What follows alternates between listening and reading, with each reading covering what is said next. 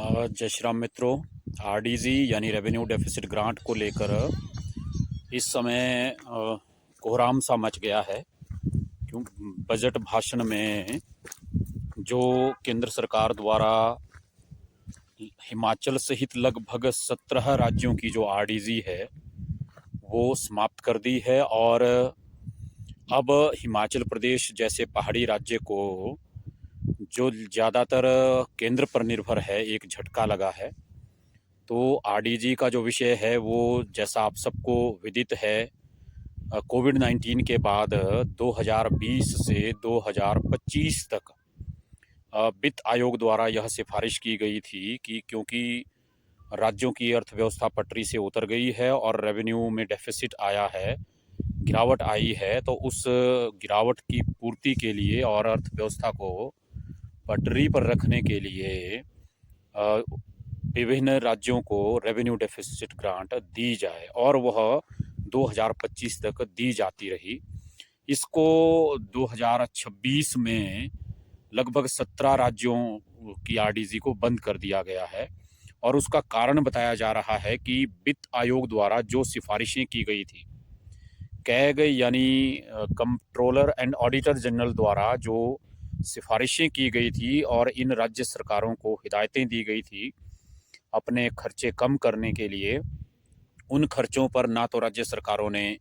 लगाम लगाई और ना ही जो रेवड़ियाँ बांटने वाला सरकारों का एक प्रचलन सा रहा है, चाहे वो कोई भी सरकार रही है, ना उन रेवड़ियों पर रोक लगाई। और वित्त आयोग जो वित्त पोषित करता है ग्रांट को, वह विशेष रूप से विकासात्मक कार्यों पर खर्च करने के लिए होती है,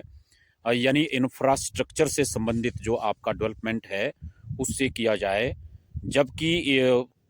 वित्त आयोग द्वारा स्पष्ट रूप से 16वें वित्त आयोग द्वारा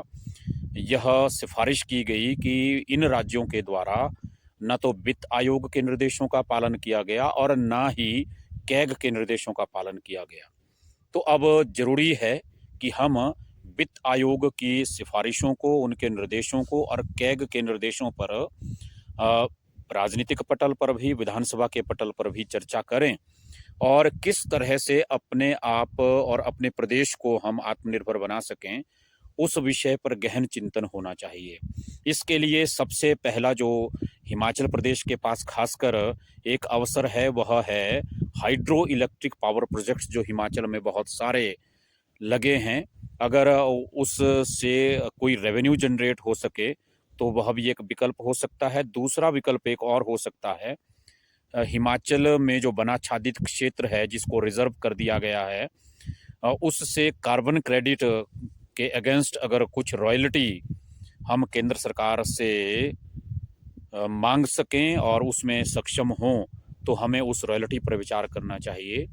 और तीसरा और सबसे महत्वपूर्ण विकल्प है कि राज्य सरकार अपने जो अतिरिक्त खर्च हैं वो कम करें, सब्सिडीज़ को पूरी तरह से बंद कर दिया जाए और शिक्षा, स्वास्थ्य और परिवहन को छोड़कर जो अतिरिक्त व्यय है, चाहे वो शासन की सुविधाओं पर है, चाहे प्रशासन की सुविधाओं पर है, उसको कम करके हम धीरे धीरे अपने प्रदेश को आत्मनिर्भर प्रदेश बनाएं। क्योंकि अभी जीएसडीपी यानी सकल घरेलू उत्पाद के एवज में जो लोन केंद्र सरकार 3% मान रही है हर वर्ष देने के लिए, हो सकता है कि आने वाले समय में उस लोन पर भी रोक लग जाए। क्योंकि जब हमारे राज्य के ऊपर लोन बहुत अधिक हो जाएगा और ब्याज चुकाने में भी हम असमर्थ होंगे, तो फिर शायद वह 3% लोन भी ना मिल सके। तो उसके लिए एक और विकल्प हो सकता है कि हम अपनी जो जीएसडीपी है, सकल घरेलू उत्पाद है राज्य का, उसको बढ़ाने का भरसक प्रयास करें। यानी राज्य के परिधि क्षेत्र में जितना उत्पादन ज़्यादा से ज़्यादा हो सकता है तो उस उत्पादन को बढ़ाने का प्रयास करें, तभी अपना प्रदेश आने वाले समय में आत्मनिर्भर हो सकता है। और ये जो चिंता अभी व्यक्त की जा रही है, इस चिंता को हमेशा हमेशा के लिए समाप्त किया जा सकता है। जय भारत, जय हिमाचल।